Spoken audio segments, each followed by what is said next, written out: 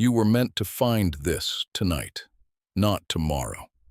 Tonight, because what I'm about to tell you only matters if you hear it before Friday the 13th actually arrives. Most people will wake up tomorrow and walk straight into the day without a second thought. Some will feel a low-level unease they can't explain. A few will have already decided it's going to be a strange day before it even begins. And all of them will be missing the real point entirely. This Friday the 13th is the second of 3 happening in 2026 alone, a calendar pattern that reaches its maximum in this one rare year. And it arrives tomorrow, carrying some of the most significant planetary energy we've seen in 30 years. There are 7 things you must not bring into that day. 7 things. And the first one is already affecting you right now. There is a kind of fear that doesn't come from personal experience. It comes from repetition, from the stories you absorbed growing up, the movies you sat through, the offhand comments people made around this particular date for as long as you can remember. And the interesting thing about that kind of fear is that it never feels borrowed. It feels completely like yours. It feels like something you arrived at on your own, through your own observations, through your own experience, when, in most cases, you simply inherited it without ever being asked if you wanted it. More than 20 million Americans experience a clinically recognized anxiety specifically tied to Friday the 13th. The official name for it is paraskevidekatriophobia, and while most people who feel uneasy on this day wouldn't label themselves phobic, the low-level dread operates the same way at a smaller scale. A quiet tension, a slightly more guarded way of moving through the morning, an invisible readiness for something to go wrong that runs just below the surface of how you start the day. Psychologists call the mechanism behind this confirmation bias. When you walk into a day already expecting difficulty, your brain does something entirely automatic. It begins scanning your environment for proof that the expectation is correct. A slow connection becomes a bad sign. A short reply from someone becomes evidence of conflict. A small, forgotten item becomes confirmation that the day is already off track. None of those things changed from any other day. The filter your mind is using to interpret them did.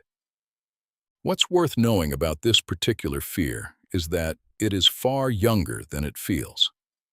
The widespread cultural association between Friday the 13th and misfortune didn't solidify through centuries of careful observation. It became mainstream through a novel published in 1907, written by a New York stockbroker named Thomas Lawson, who used the superstition to create chaos on Wall Street in a work of fiction, and then cemented by a horror film released in 1980. That is not ancient wisdom. That is your grandparents' lifetime. The fear feels old because repetition creates the illusion of depth. The more something is repeated, the more it begins to feel like a truth that was always there, waiting to be discovered. Before tomorrow arrives, sit with this for a moment. How much of what you feel about this day actually came from your own experience of it? And how much did you absorb from somewhere else without ever being offered a choice? The mind that walks in expecting chaos will find it in a perfectly ordinary afternoon. That has always been true. But this borrowed fear isn't the only thing people carry into a charged day. There is something else, something connected to decisions and to the very specific energy of this particular March that is worth being careful about. There is a particular pressure that builds around meaningful days. The energy feels heightened. The date feels loaded with significance. And something inside starts saying that whatever has been sitting unresolved needs to be settled now, announced now, pushed to conclusion now. that the charged atmosphere of the day makes it the right moment to finally move. Tomorrow, March the 13th, is not a day built for that kind of pressure. Right now, Mercury is sitting at 12 degrees of Pisces. Mercury governs how you think, how you communicate, and how you process information.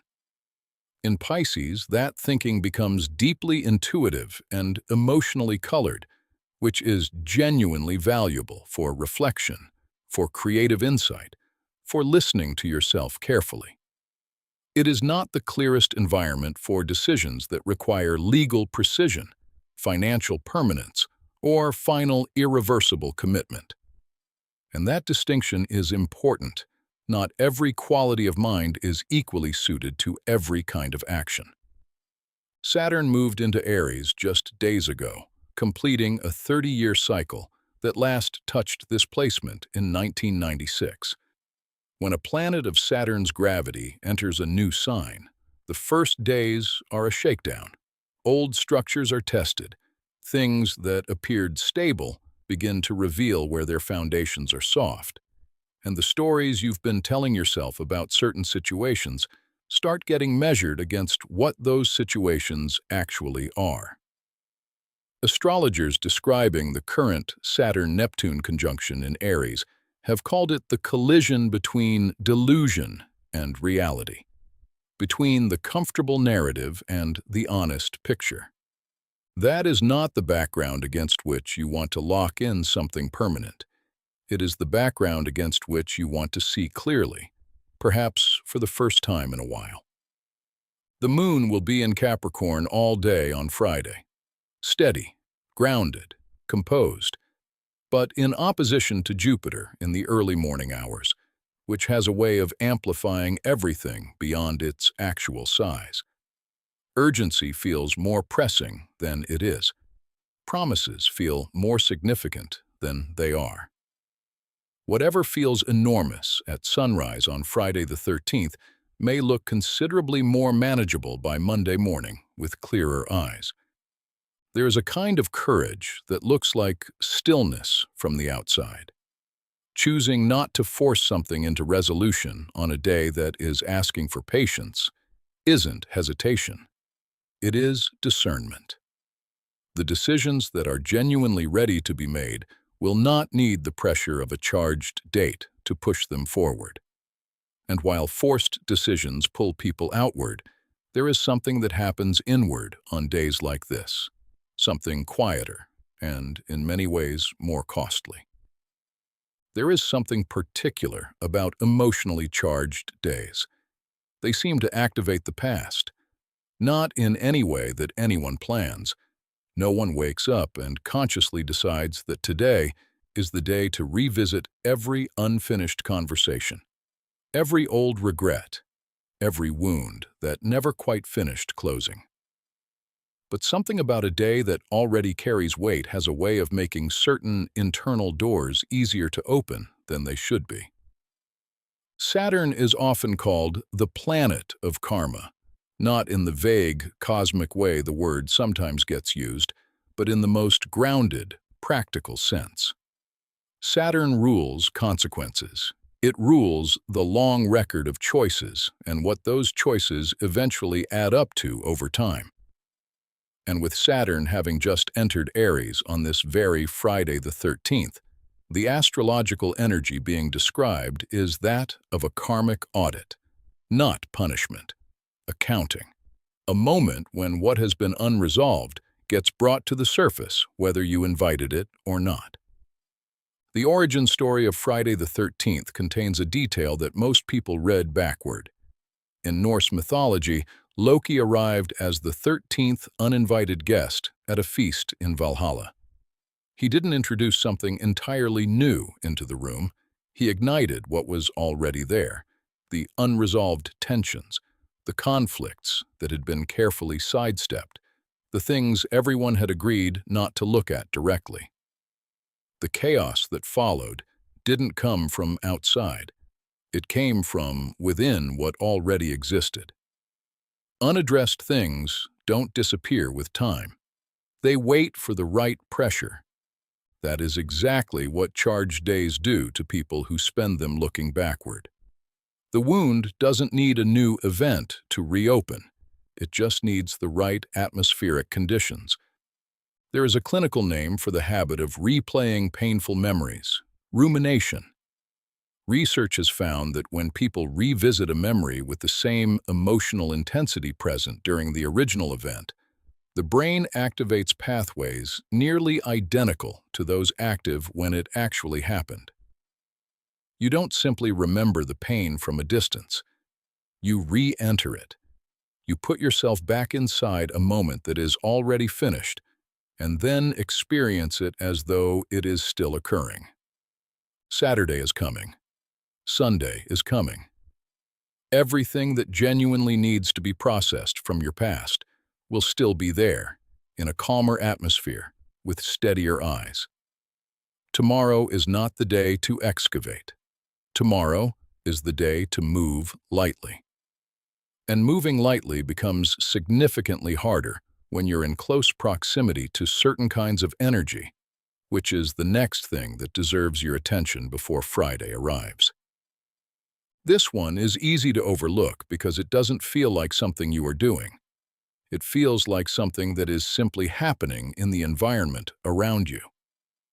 But the company you keep on a charged day, even briefly, even in a single conversation, shapes your experience of that day in ways that most people never trace back to their actual source. There is a well-documented psychological phenomenon called emotional contagion. Researchers have found that human beings absorb emotional states from the people around them, the way fabric absorbs moisture, gradually, almost invisibly, until at some point in the afternoon, you realize you are carrying a weight that wasn't yours when you left the house that morning. Anxiety moves between people this way. So does a low-grade sense that something is already going wrong or is about to. It passes from one nervous system to another in a single conversation, without either person noticing the transfer. On a Friday the 13th, emotional contagion runs at a heightened frequency. Fear researchers estimate that roughly 1 in 10 people carries an elevated anxiety, specifically associated with the number 13 and this calendar combination. In a room of 30 people, 3 of them are already walking in with a nervous system primed to expect difficulty. And that anticipation doesn't stay neatly contained within those 3 individuals. The moon, on March the 13th, forms a difficult angle with Uranus in the early morning hours, an aspect that tends to make the people around you slightly more reactive and unpredictable than on an average day. Not dramatically, but just enough that ordinary interactions carry an edge they wouldn't normally carry, and small moments of friction become bigger than they need to be. You don't need to withdraw from the world on Friday. That isn't the point. The point is a specific kind of awareness, the recognition that there is a difference between being present with someone who is anxious and being absorbed into their anxiety as though it were your own. You can sit in the same room with someone's fear without letting it rewrite your own experience of the day. The ability to stay rooted while the people around you are unsteady is not detachment. It is one of the quietest and most underrated forms of strength available to you. And while protecting that energy outwardly matters, there is something inward that deserves equal protection, something that has been trying to reach you for longer than you've allowed. Before the next point, I want to take a moment for the comment highlight of the day. Someone left this message not long ago, and I want to read it to you because it stopped me when I came across it. They wrote, "I don't think the universe sends warnings. I think it sends invitations." That distinction stayed with me between a warning and an invitation. A warning asks you to protect yourself. An invitation asks you to show up, and the person who wrote that has found their way to something that takes most people a long time to understand. That the days that carry the most weight on the calendar aren't there to diminish you. They're there to reveal something about what you're holding on to, about what you're ready for, about who you actually are when a day feels more important than usual. Thank you for sharing that. And if you're reading this right now, know that the understanding in those words is precisely why what comes next applies to you more than you might expect. Everyone has something they keep hearing from the inside. Not a voice in the dramatic sense, more like a direction. A quiet pull that keeps surfacing in different conversations, different situations, always pointing toward the same thing. And most people, if they're being honest, have become quite skilled at finding reasons to postpone it. On this particular Friday the 13th, Mars makes an exact conjunction with the North Node at 5:57 in the evening. In astrology, the North Node represents the direction your soul is moving toward, not where you have been, but the specific trajectory your life is oriented around. Mars is the planet of action, of initiation, of what you do with your energy when you finally stop waiting for the right conditions. When these two planets meet exactly on the same evening as the second Friday, the 13th of the year, what they create together is a window. A narrow, precise window where the thing you have been postponing aligns directly with the direction your life is meant to move in. Friday in astrology has always belonged to Venus, the planet of what you genuinely value, what you are drawn toward, what your life is actually built around beneath the surface of everything else. That isn't coincidence. On Fridays, the gap between what you think you want and what you actually want tends to be thinner than on any other day. The honest signal comes through more clearly, which means that if you are someone who has been suppressing that signal, tomorrow is a day when the effort required to keep it quiet will be higher than usual. Researchers who study intuitive decision-making have found something that challenges what most people assume. In complex, layered situations, the kind where listing pros and cons doesn't produce a clear answer, the people who arrived at the most accurate outcomes were consistently those who trusted their first internal response before the deliberation began. The gut isn't a less sophisticated version of the analytical mind.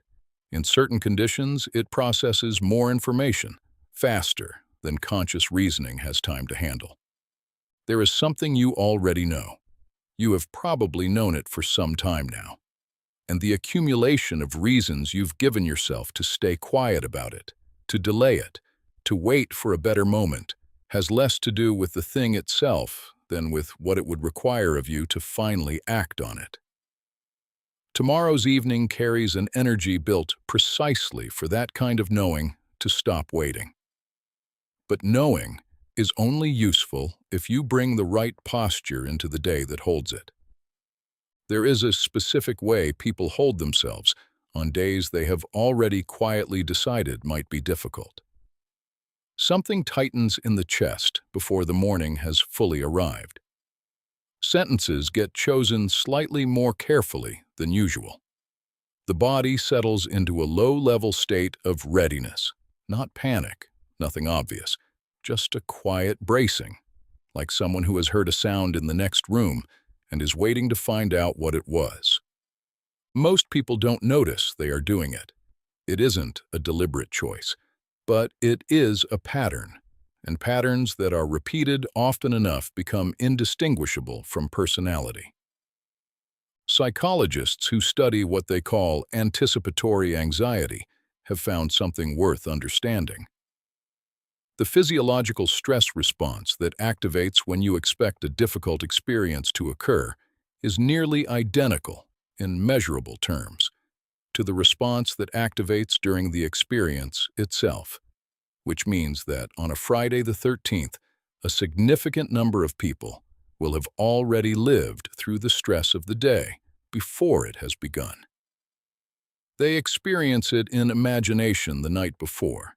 Then they experience it again in reality. The day costs them twice. There is a piece of Friday the 13th history that almost never comes up in conversations about the date. In 1882, a New Yorker named Captain William Fowler founded an organization he called the 13 Club. The premise was deliberate and precise. Members would walk beneath ladders together, seat 13 at a single table, spill salt intentionally, and do exactly the things the superstition warned against. The membership of the 13 Club eventually included several sitting United States presidents. These were not careless or reckless people. They were making an argument, clearly, intentionally, year after year, that the fear is the superstition, not the day.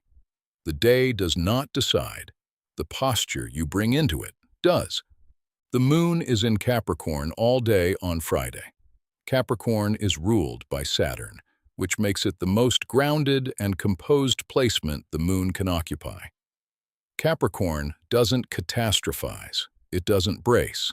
It assesses what is actually in front of it, moves through it steadily, and keeps going. The energy available to you tomorrow, beneath the reputation of the date, is not the energy of chaos. It is the energy of stability if you arrive in a condition to receive it. Walking in with your shoulders already drawn up, your guard already raised, your mind already in defense mode. That costs you the entire morning before a single thing has happened. And all of it together, everything we've covered today, leads to one final thing that is easy to overlook, and yet may be the most important of all. If you've made it this far, if you're still here, still watching all the way to this point, I want you to know that genuinely means something. Most people move past things before anything real has a chance to settle.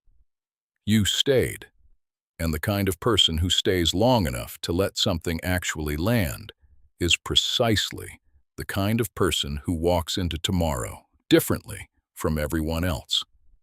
Friday the 13th has been treated as a test for a very long time, but a test is not designed to defeat you. A test is designed to show you what you are made of when the conditions are slightly less comfortable than usual. And what you're made of is more than you've been giving yourself credit for. Tomorrow is a mirror. It doesn't decide your day. It reflects what you bring into it. The person who arrives already certain that something will go wrong will find their certainty confirmed in the ordinary friction of a Friday. The person who arrives grounded, attentive, and quietly confident in the direction they are already moving, that person will experience a day that surprises them. The mirror doesn't choose what it shows. You do. 3. Friday the 13th in 1 year is not a warning. It is a pattern. And patterns are the way that something too important to be a coincidence makes itself impossible to ignore. The first came in February. This one is March. The third arrives in November. Each one is a separate invitation, not to the same moment, but to the next version of yourself, to carry a little less of what was never really yours, to trust a little more of what has always been. So as tomorrow arrives, bring in exactly what you need and nothing beyond it. Leave the borrowed fear where you found it. It was never yours to carry. Leave the forced urgency behind. The decisions that are ready for you will still be ready on Saturday. Leave the old wounds in the past where they've already done their teaching. Protect your energy with the quiet clarity of someone who knows it belongs to them. Listen to what has been trying to reach you, especially by the evening. Walk in standing straight, not bracing, and take one moment, just one, to recognize that you are moving through something rare in a year that is asking more of people than most years do. Whatever Friday the 13th becomes for you, I hope it surprises you in the best possible way. I hope you walk out of it lighter than you walked in. And I hope you come back here and tell me what happened.